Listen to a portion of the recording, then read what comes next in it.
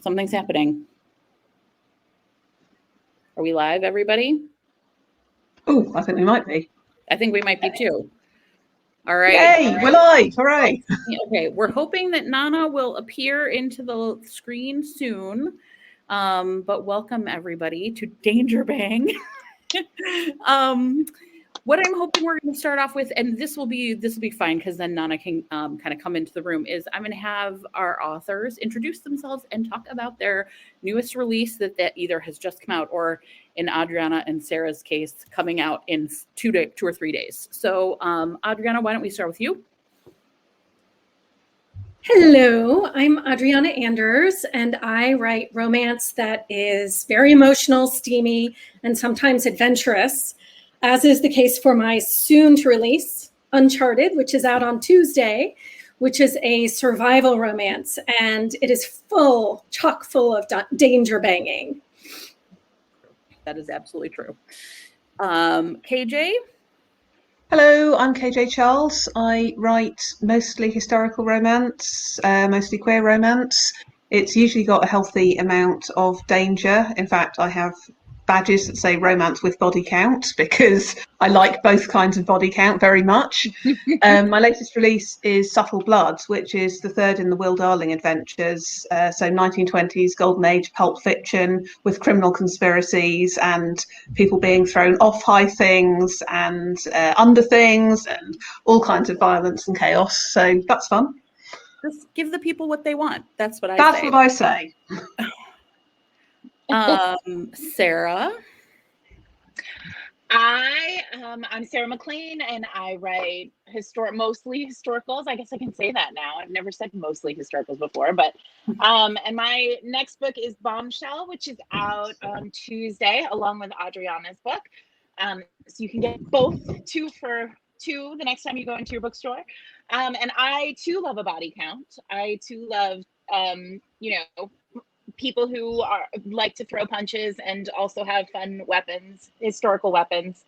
I love a knife fight when I get one into a book. And I also love danger banging. I mean, I don't think I've ever danger banged in person, but like, I like to write it. I don't know. Is that a question? I feel like danger banging is for fiction, everyone. I mean, bless. Yeah, don't try this at home. Perfect. Okay, so I am not sure. I'm just going to say we are having a little bit of technical difficulties getting Nana on screen, but I'm hoping that that's happening at some point. So once that does happen, we're going to when that happens, everybody, we're going to just keep going. But once that happens, we'll just stop and let her introduce herself and just flow right into the conversation. So I'm really sorry about whatever's happening, but we're just going to, the show must go on, I think. Okay, so one of the things that, one of the reasons I wanted us, I think danger bang is a funny thing to say, mostly because I'm 12. But I do think there's a lot of really interesting conversations happening in romance right now about plotting, right? About what does it mean to have conflict? What kind of conflict do we want to have in romance?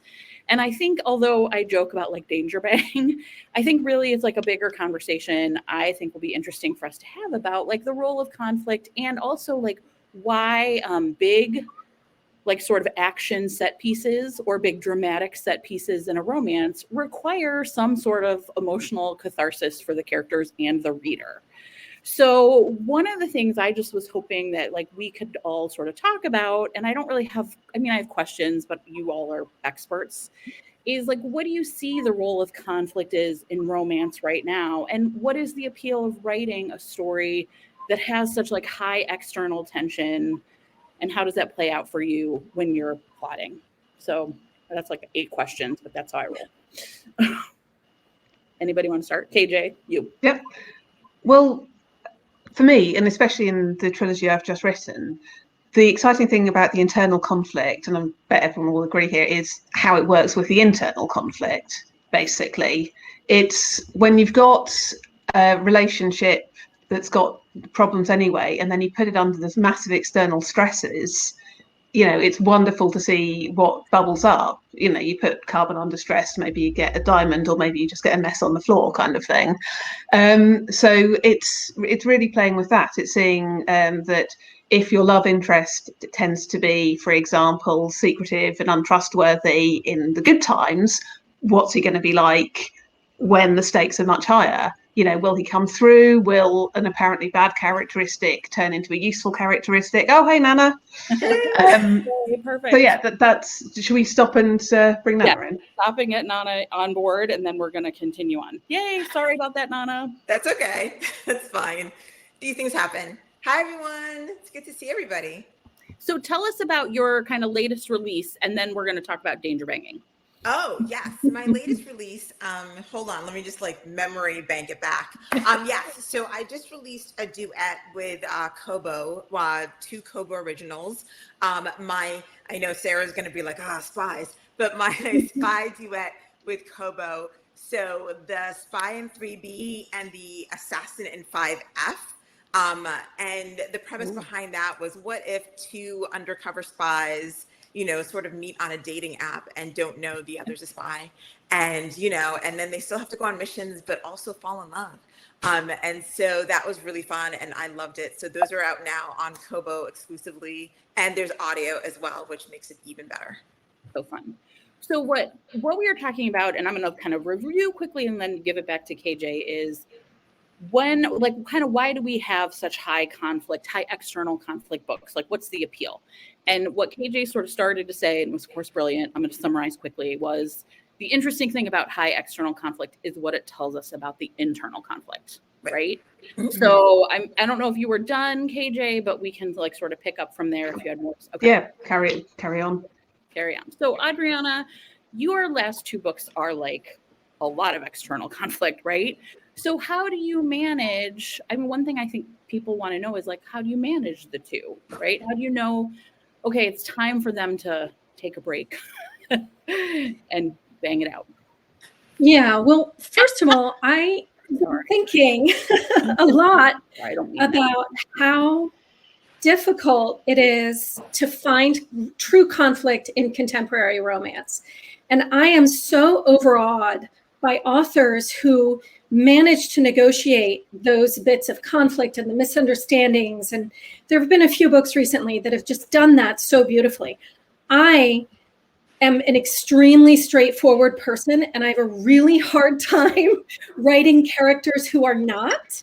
And so in order for my books to be at all interesting, I believe that I need to make them at least a little bit dangerous or add some kind of danger element to them. I've written a couple that have less, but really I'm more comfortable in a super high tension situation. So that's what led me to this. But I'm pretty much going to repeat what KJ said. It is so fascinating to start a book and to think, okay, this character has this background and they have these issues and they seem to be, doing okay in this situation, and they can't get along with this other person ever. But if we mix them up and we shake it really, really hard, how do they react and what happens? And the opportunities for just this amazing alchemy that you wouldn't have otherwise are just, I think it's pure magic. I don't think I answered your question. You did. No, you guys are fascinating and interesting. And I'm going to now direct this a little bit. So Nana, yes, you are an expert at external plotting, but you also plot within often a duology structure. Mm-hmm. So how do you tackle plotting, especially external conflict, when often in a duology that external conflict has to be an interrupter, right? Right. So how do you manage making that, that the danger feel organic to the story and not just a trick? Oh, that's a good question. And I think it's like Adriana said and KJ said, I love contempt. I started in historicals. So I've read Sarah and I've been I miss historical, but when I sit down to write, my brain just goes, okay, I just feel not bored, but a little bit no matter what happens, I get to the point where I'm oh, okay. So I'm sitting there with the outline and I'm so right here, someone gets kidnapped, shot at, stabbed. Ooh, I love a good stabbing because it's not fatal. But when I'm plotting, usually, especially for a duet, I usually try and plot the whole duet, at least all of the major points, and I know the premise, obviously. Usually it's like some undercover bodyguard, so something has to happen where it's like, well, he has to do bodyguard things, or she has to do bodyguard things. Bodyguard things. You know, like there's some protection bodyguard in there, some sneaking around, some lying. And so all of those things sort of fit organically. And when you're doing a duet or trilogies, I'm currently in the midst of, trilogies are a lot harder because like you have to like match the emotional thing. So book 2 is always like full of the emotion, but then it's like I have to ratchet up the suspense and the action. So it's like book 1 is all like the what's happening? Why are people after me? I'm so scared. Right. And then, but it's like behind the scenes, all the stuff that's going on. And then usually book 2 is like the ramp. And then book 3 is like the whys and the wherefores and the motivations for the antagonist, which I find a lot easier to do in book 3. So you find out why they're crazy. So like you realize that they're not just like a 2-dimensional character. But especially in a duet, like I find I always plot my cliffhanger. I know what it's going to be. And I usually try and do an emotional cliffhanger along with a like, you lied to me, or I can't believe I'm a secret princess. Or I try to like all of us, girl. Along with like, I have to shoot him to save myself. Or something along those lines. Right there, it's like, well, here we go. And then I go backwards. So I'll start forwards and then go backwards in the outline. So it all meets right where it's supposed to. Now, I want to put a pin in that. I'm going to ask KJ to come back to that in a minute, because I know that you've talked about your struggles with plotting the 3rd book of Will Darling and like sort of what you needed there. But I also am really interested to ask Sarah a question that, again, anyone could expand upon, which is, Sarah, you have really, I think, because I know your work intimately. You have really, I think, become more of a like danger bang girl over time, right? Like your first trilogy didn't have a lot of these elements. So can you talk a little bit about like why your writing has sort of changed in that way, or what the appeal is to you as a writer? I mean, it's probably Cressley Cole. I mean, I wish I had a better answer. But I mean, this is one of those crazy things where we started Fated Mates 3 years ago, and I had not intended to talk about Fated Mates, but here we are, you asked. So 3 years ago, we started Fated Mates, and the first season was because we really loved Cressley Cole's Immortals After Dark series, which is paranormal. It's set against this kind of like big, huge war that is, supposed to thin the herd of immortal creatures. So there's a lot of, to use KJ's word, there's a body count in every book. Right. And a limb count, right? Like everyone's losing a limb all the time. And I really started to feel like the appeal, I don't write paranormal, and I probably will never write paranormal, but there's an appeal to the fearlessness that comes with writing paranormal or fantasy or anything where like you're really kind of balls to the wall on this like wild plotting. And I started to really rethink the way I think about historicals as both a reader and a writer. And I started to think about historicals as a kind of like extension of fantasy, in the sense of like, we're not really, the work of historical romance isn't the same as the work of historical fiction, right? And so then it was sort of like, well, once you sort of throw out that and you really lean into the idea that historicals can be fantastical and adventurous and exciting and have body counts and like kind of break all those like Georgette Heyer rules, suddenly you're like, oh my God, this is amazing.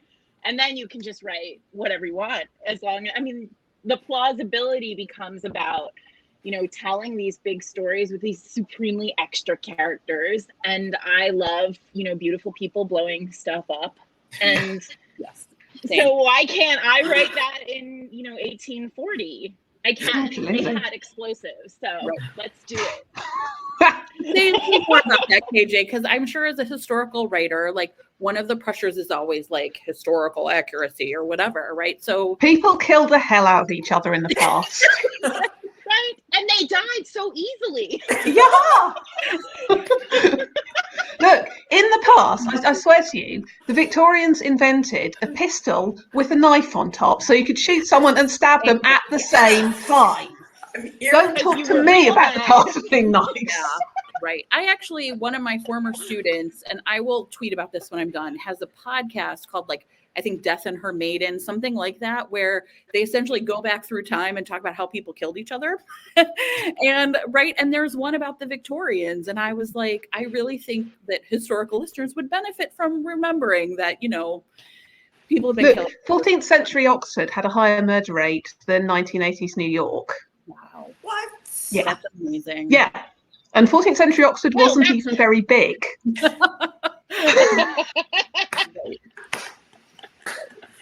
Medicine, you know, modern medicine really screws up body counts, let me tell you. Yeah, I know, saving people. But modern technology also makes that body count a lot higher, right? So, one of the things that I think would be interesting to like outsiders to romance would be like the appeal of stories that do like deal with like external tension or murder or crimes or whatever, right? I think there's this, this outside feeling that romance is so soft, right? Like it's just about, I don't know, kissing or whatever, which it is. But why do you think that romance and like, you know, kind of these plot elements go together so well? Like, what's the appeal? Anybody want to talk about that? I will. I think that it's all about excitement, right? It's all about hormones going wild. And I've always found it interesting that my husband is so into horror movies because I think they're terrible. They make me cringe. But what's weird is my kids cringe when they watch love stories. And it's like this automatic response to kissing. They're like, ew. And that's how I feel about the horror stuff. But there must be something that is released, some satisfaction, emotional, hormonal. Right. So Becky Spratford, who is like the horror librarian I follow and just like listen to everything she said, once told me that horror and romance are actually very close, that they're both genres of emotion. They're evil twins. Yeah. No, I pitched when I was working at Harlequin. I actually pitched a horror that they ought to do a horror line in a brainstorming session, literally because romance and horror are evil twins. You know, they're both evoking these extreme dramatic emotions that bypass the brain in many ways and go straight for the sort of the animal feelings, if you know what I mean. Yes. Yeah, exactly. Yeah, and I just think it's two sides of the same coin. And one of the things I like tried to like kind of pin my husband down once on, because he loves horror, is like this idea that like in horror, it's like community catharsis, right? Like often at the end, the community like rises up and beats the big bad. Whereas in romance, it's like a personal emotional catharsis. These love interests have like found that for each other, right? And so I do think that it's really interesting. Yeah. Actually, but that's really interesting regarding danger banging, because very often when we're writing these stories, we're actually writing about a larger issue than just the romance. So it's almost like a synthesis of the two. Yeah. That you've actually got the higher stakes external plot, the larger external plot to resolve, and the smaller to have many people relationship plot to resolve. So you're getting actually two bangs for your buck. It's like, look, everybody, we're solving it. One of the things you've talked about, and I read, I think it was after this newest book came out, is you wrote a blog post about kind of conflict and obstacles. And why is it important for readers to see characters defeating obstacles? Ooh. Is it important for them to see characters defeating obstacles or tackling obstacles? Okay. Because that's, plot is character in action, right? Yes. So if you've got, the character is shown, like the basic piece of writing advice is have someone work out what they want and then try and stop them getting it effectively.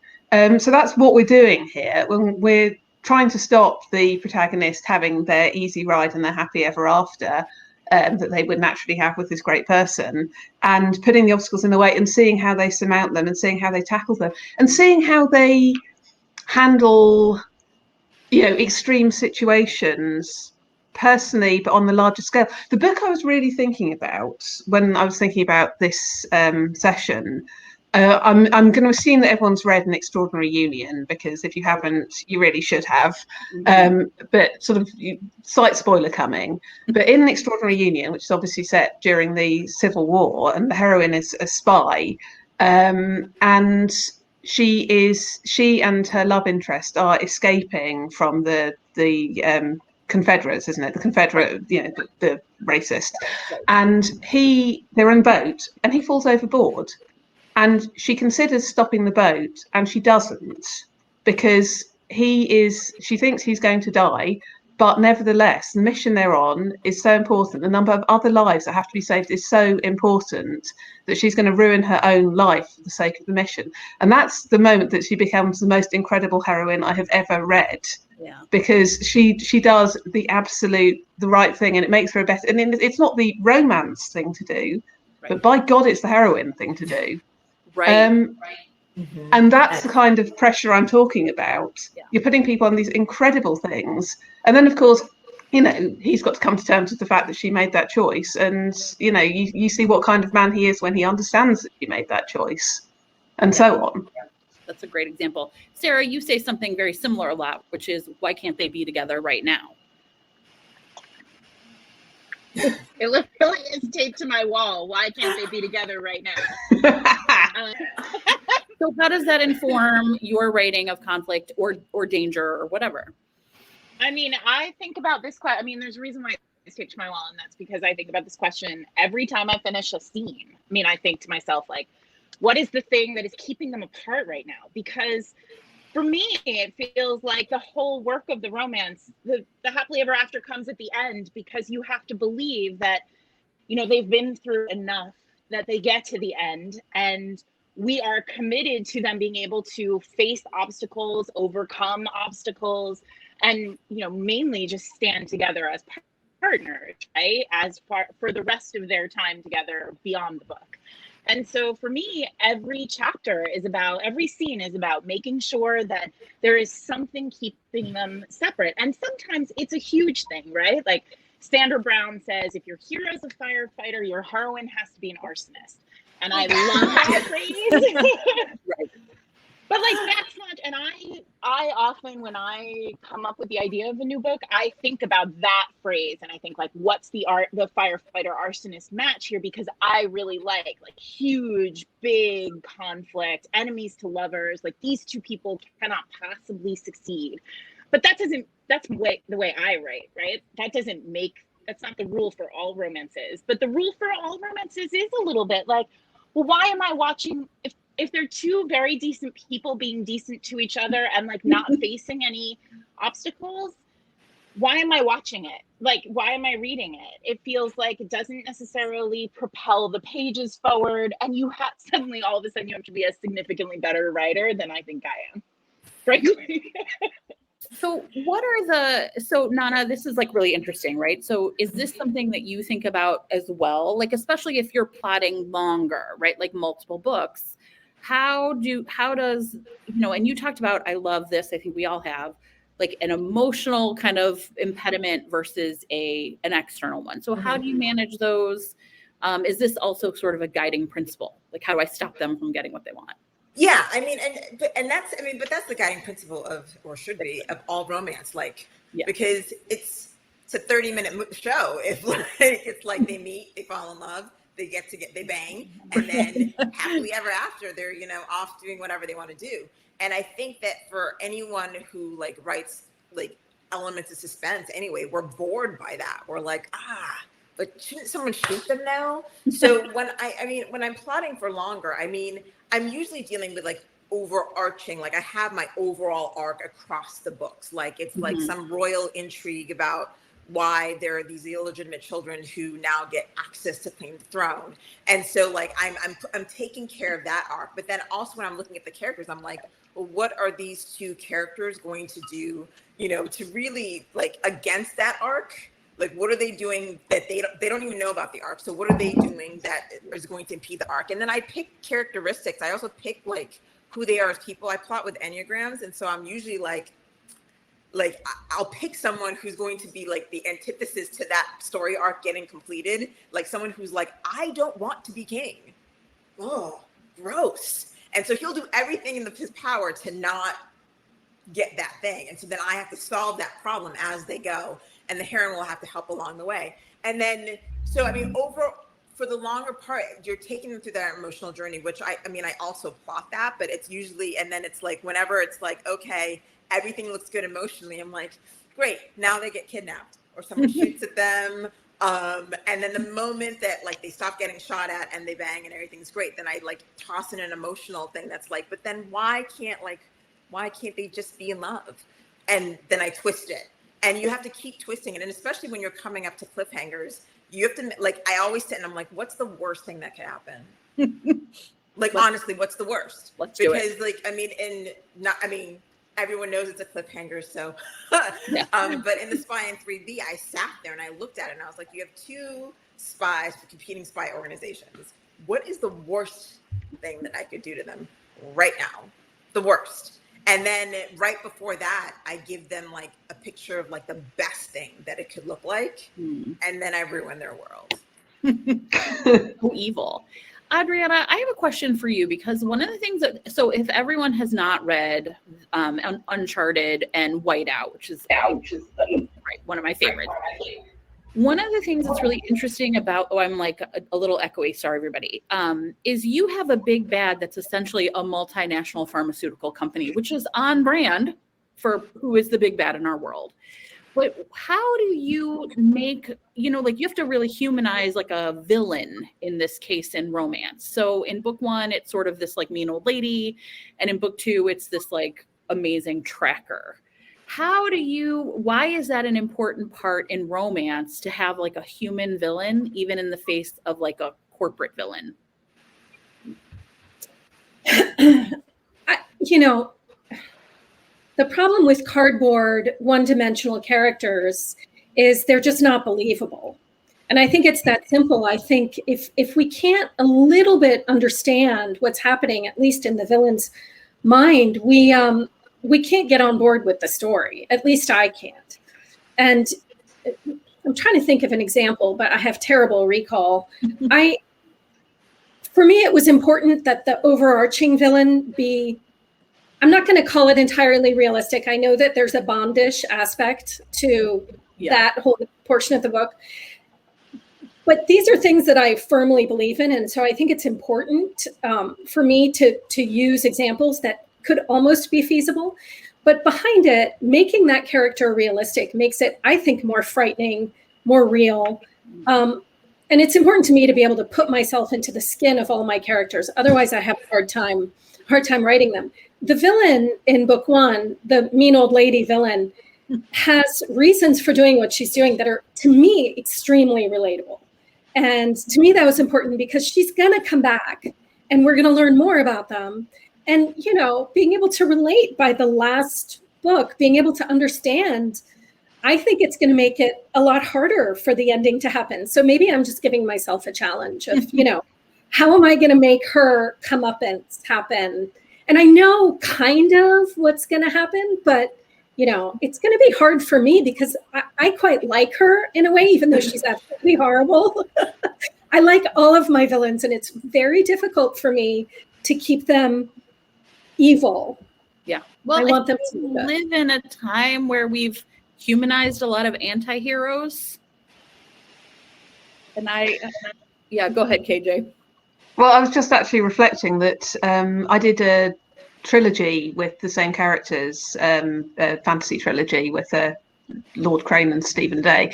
And then in the third one of the minor villains actually behaves really badly and tries to kill Crane. And then I gave that minor villain his own book and I made Stephen and Crane the villains in it. And that was brilliant fun. A lot of people struggled with it, but it was enormous fun, but it was also incredibly valuable for me to write, because while I was writing book 3 of the trilogy, I knew that this guy had his reasons for behaving how he was behaving, which, as you say, it's humanizing, it makes you understand, it stops them being cut out. But also it was having the opportunity to look at my heroes of the trilogy from the outside as these scary, possibly quite repellent, really menacing people. it's an object lesson. You know, you flip how you see everything. You learn a lot more about all of it.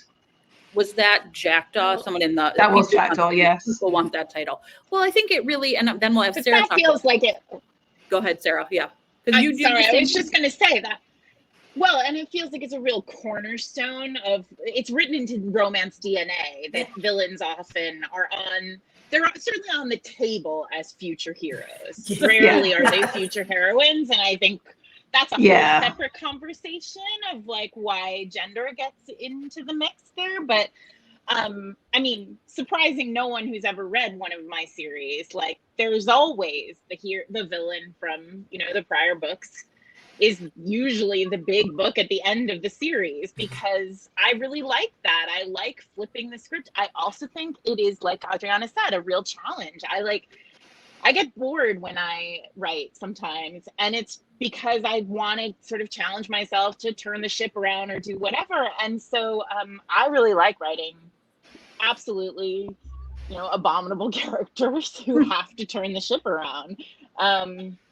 Yeah, and I think that might also be a sort of, well, it's not, it doesn't come from my love of paranormal because that's fairly recent, but it certainly comes from my love of like old school, you know, those like early 80s and 90s books that just imprinted hard on me, and all those terrible heroes who, you know, they didn't even have to be villains for multiple books. They just were the villain at the beginning, and then suddenly they were the hero at the end. I also think it goes back to Adriana's point at the beginning. Question for my therapist. Yeah. I think it goes back to Adriana's point at the beginning about the danger, like, right, how in a contemporary, where does real danger come from? And the truth is, I think for a lot of people, the real danger we experience every day is emotional danger, right? Like someone can hurt us. And so when you put a villainous character on as a hero, I think you're just raising the stakes of how much emotional harm can they maybe do. I don't, or it's also, I think, as someone said, and I was going to say too, like if we kind of cavalierly say everyone is the hero of their own story, well, what was that really going to mean, right? I mean, and I think that's actually a really good point, because when you're writing, I mean, the whole idea, the whole goal is everyone has a motivation. Everyone has a reason for what they're doing and why they believe it's the right thing to do. And if you do your job correctly and you communicate that, because the reader should feel that. The reader should go, oh, but he's terrible. Yes, or she's terrible. But also, and so like if you do that well, it lends to them like getting a redemption arc in their own book. I mean, if you've done it, like if they're just flat and they're just bad, like, and I think none of us like that. Like it just isn't, like, I think for most of us, it doesn't make sense to just be like, they're bad just because. Right. It doesn't make any sense. Well, I mean, it kind of depends on the kind of villainy, doesn't it? I mean, we'd all agree there's some irredeemables, you know. So what we're talking about here is a level of villainy that's, you know, a matter of perspective and a way you're coming from thing. And it certainly not everyone can be redeemed. Right. Yes. Or at least if they can, they don't get a romance novel to do it in. They can have some kind of horrible lit fic. Yeah. Exactly. They definitely die. Low Fair is a good example. The Immortals After Dark is a perfect example of that, because the villains, we can't even imagine some of them becoming heroes of their own books. And by the time they do, they're just so terrible. It's not even possible. And that's where the challenge, I think one of the things I've heard from all of us is that we love a good challenge. Right.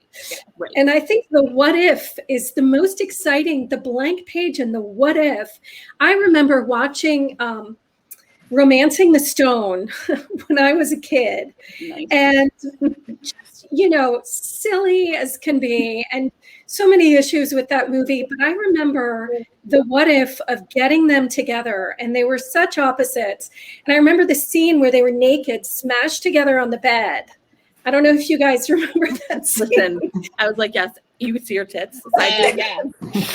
I'm sorry.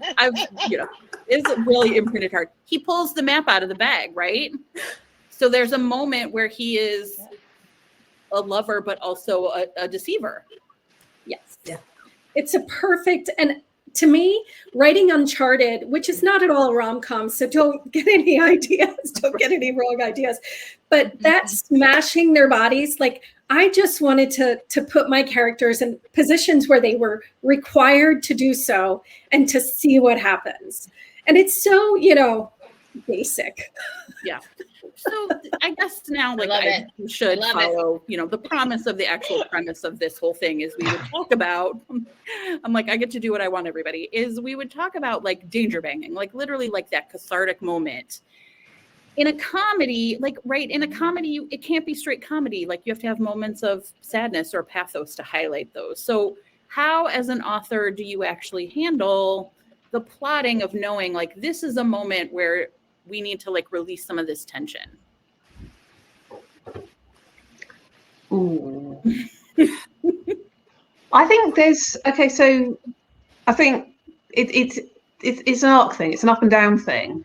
And the suspense plot is probably going to be going up and down in quite dramatic arcs, or maybe it's just going steadily up. But the relationship is probably going to be going up and down in a sort of more frequent wavy thing that there's a scientific term for that I don't know. Higher frequency, is that what I mean? Yes. So you're basically looking for moments where they coincide, if you see what I mean. Mm-hmm. When there's maybe in a moment of extreme tension, maybe a lull, but they've got to interact. And I think the reason people kind of take the mickey sometimes is because you have a point where it's just really inappropriate, and the sort of, right, we're in the baddie's hideout and we're going to have sex moment, which is like, okay, but actually, no, that's just stupid. Stop doing that. Yeah. And whereas where you've got, it's basically a matter of finding the time where you can wring the tension out without it tipping over into implausibility, is what I'm guessing at. So that's a trick. And that's a great point for an amazing kiss, for example, but not for a full, full bang. Exactly. Nana has some things to confess. I think it's okay. Oh my God. The thing is, it's like, so I write like light suspense. I'm not like a gritty suspense writer, so it's like it's very vibrant, poppy. So sometimes I'll call it out in the book, and like someone will say and make the joke, like, this would be the point where we bang now. Like they'll acknowledge. Why do you think we're here? Right. We're being shot at. And be like, this would be the great time for a bang. I mean, I usually don't have them bang in that moment because it's usually not connected to the emotional moment, but like I call it out all the time, and I'm like, do you bang now? And usually the heroine was like, are you kidding me? And people are shooting off they go to like kill the bad guys or something. But like that's a great point, Katie. I mean, like we've seen it in movies, we've seen it in books, but we're like, oh, come on.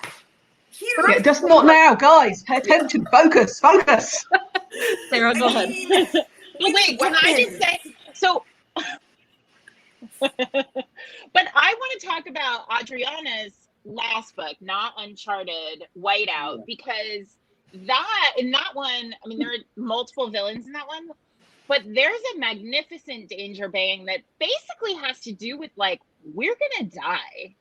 Like we're in Antarctica, and this could be like, and we are running out of food, and there are bad people chasing us, and this might be our last night on Earth. And it's not like, oh, there's a meteor coming and this might be our last night on Earth, but it's like a real, because it's Adriana. If I were writing it, I'd be like, well, we should bang it out. But Adriana, it's like this very emotional moment where you really understand that like there's a humanity in the danger bang in Adriana's case. And I think that that's true. Like any great danger bang on page, like you feel like it's a moment where the characters are raw because of whatever reason. But it's a magnificent one, Adriana. So I just want to call it out. Thank you.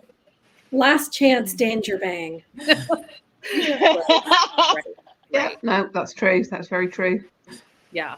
So, I mean, I do, though. I think but that's the part where that emotional, so if people are in fear for their lives, literally, then the emotional resonance of that moment has to echo the bigness of that fear, right? When it works. as opposed to it just feeling silly, like, wait, you're in a shipping container and it's really hot in there, and probably this is not a good idea. One of my favorite danger moments, right?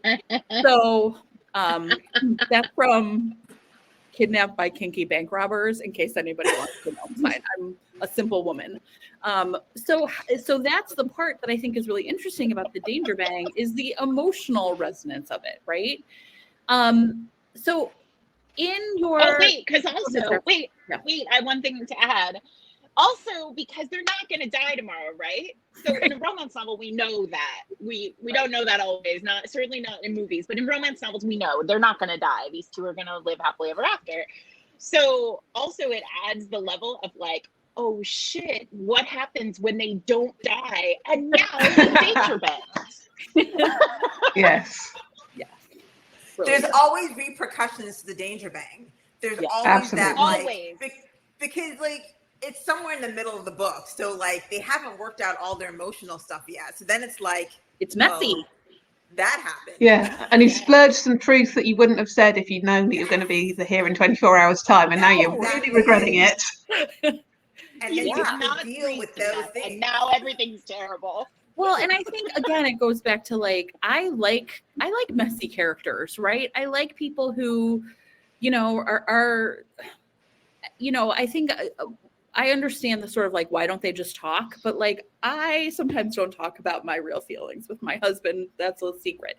I'm sure that's all of us, to, you know, just talk about your friends, about the things you really feel, or your parents. Like, it's hard to be honest. So the messiness of the danger bang is really appealing because, like KJ said, it's just like putting something out there that someone had been holding in, maybe, right?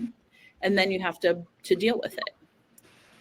You've got the sort of fear extreme. I mean, it's sort of the backwash of fear thing is also quite good. You know, when you've had all these really heightened emotions, and you're trying to get them out in one way or another, and it's just kind of, I'm going to punch somebody, or I'm fight or the other one. You know. Sure, fucking or fighting. That's the choices. Oh, we realized that. Cool. No one told me I couldn't, so it's amazing I made it 48 minutes without. Honestly, what a shot. Okay, so we have a couple minutes left. One of the question I had, because I was thinking a lot about the different. I mean, you know, we all consume a lot of movies and television. You know, certainly, I think it plays out differently in is the danger bang different in a romance novel than it is when we see it in a James Bond movie, or when we see it in a on a TV show? Like, how I think we've perfected it, but talk maybe about why it's different. I thought that'd be an interesting question. Maybe. I think the movies are. I think the danger bangs that I can think of off the top of my head. The Bourne Identity kind of setting, which is like one of my favorite movies of all time, which kind of informs why I want these just bananas situations. But the Bourne Identity, where these people fall in love and they would never, ever, ever have fallen in love otherwise, is probably one of the closest ones to kind of a romance. But it's always more desperate in movies. In my mind, there's always a negativity to it that I don't have when I'm reading romance, because I know there's an HEA. I don't know if that makes sense. The HEA, the guaranteed HEA at the end, gives me, as a reader at least, a little cushion of comfort. Whereas when I'm watching a film or a show, I get very, very concerned for the state of affairs. And I'm worried about things like protection and things like that. Sort of, thrown to the wind in the movies. So that's one thing that I've seen. Yeah. I mean, I think that's a good point, especially using that example, because I also love the Bourne Identity, and Adriana, I feel like we're going to be best friends after this.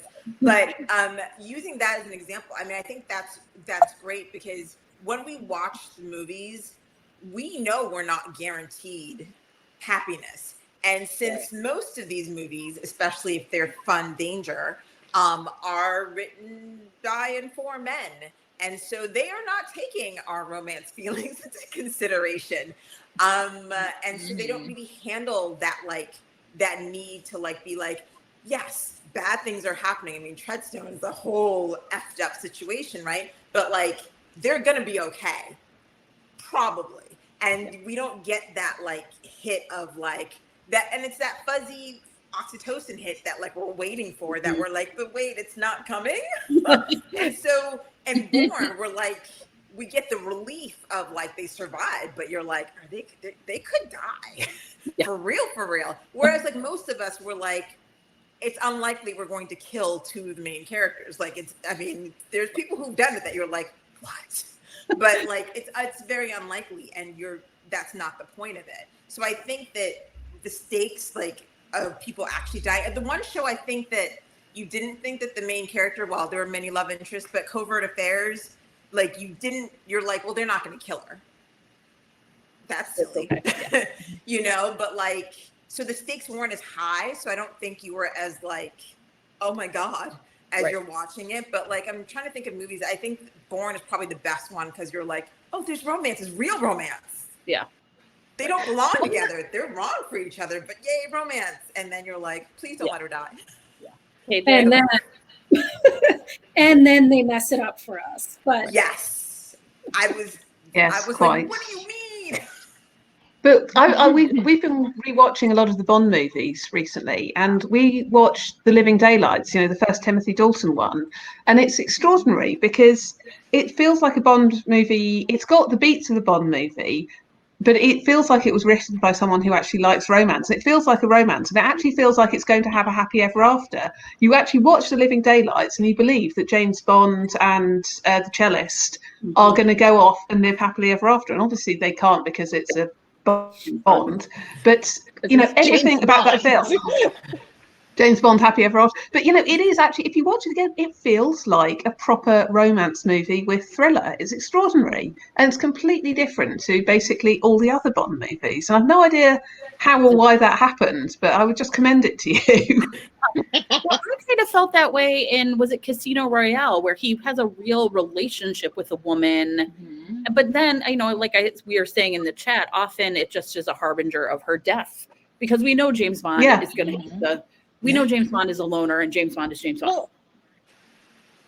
Well, the best example of this is The Saint, right? Which everyone knows I'm obsessed with The Saint, which is a terrible movie. But the reason why... Are we talking about the Val Kilmer one? She's talking about the Val Kilmer one. Yeah. Sorry, I'm talking about the Val Kilmer one. You're probably talking about the TV show, which is much better. But the Val Kilmer one is a really good example. It's a really good example of, so there's an intellectual danger bang, which frankly should have been a danger bang, but they pulled the punch because it's, you know, the movies, where, and those of you who have seen this, he falls into a river in St. Petersburg, and then he is pulled out of this frozen river, and she is like, we have to get my favorite danger bang, which is, we have to get hypothermia, so let's get naked. Right? So, and then they get totally naked and they're lying together like behind a fireplace somewhere in Russia. And it should have ended in a bang. It doesn't. It ends in like going on the run.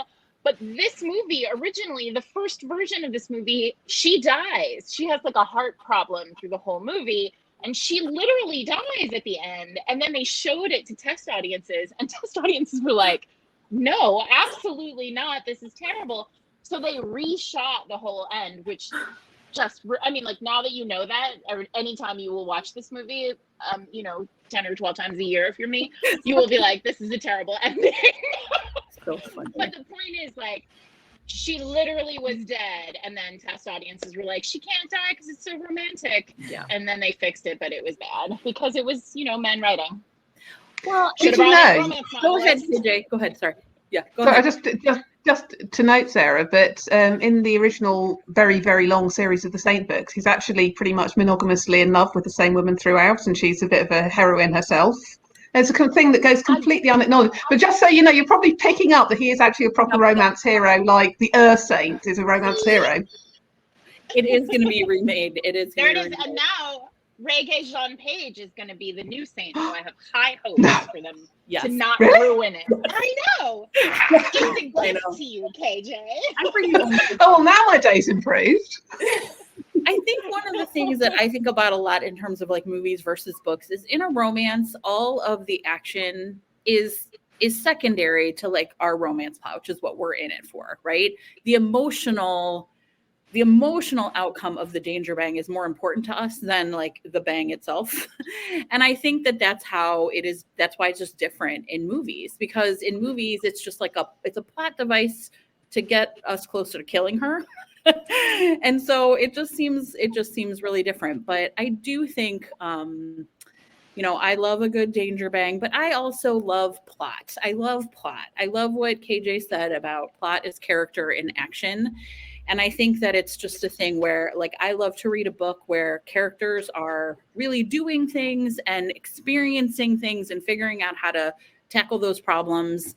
And it was just a real pleasure to have all of you, some of my favorite authors who write books that serve that up to me every time, here to talk about that. So everybody, I want to thank you for coming. Please check out everybody's books. And anybody have any last thoughts before we have 3 more minutes? So any last thoughts?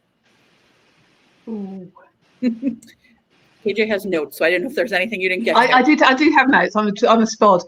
Only that the great romance movie that isn't a proper romance, Casablanca, obviously, and one of the possibly the greatest romance line ever is when he's sending her away and he says, the problems of 2 little people don't matter a hill of beans in this crazy world. And again, that's just such a huge hero moment. And I think that's what we're trying to do with the danger bang and the whole suspense plot, is basically take that and actually show that, yeah, no, they do. Actually, they do matter a hill of beans, and we're going to make them matter as well as helping to fix the crazy world a little bit. Yeah. So that was my feel. It's a perfect way You to can end. have it all. Yeah.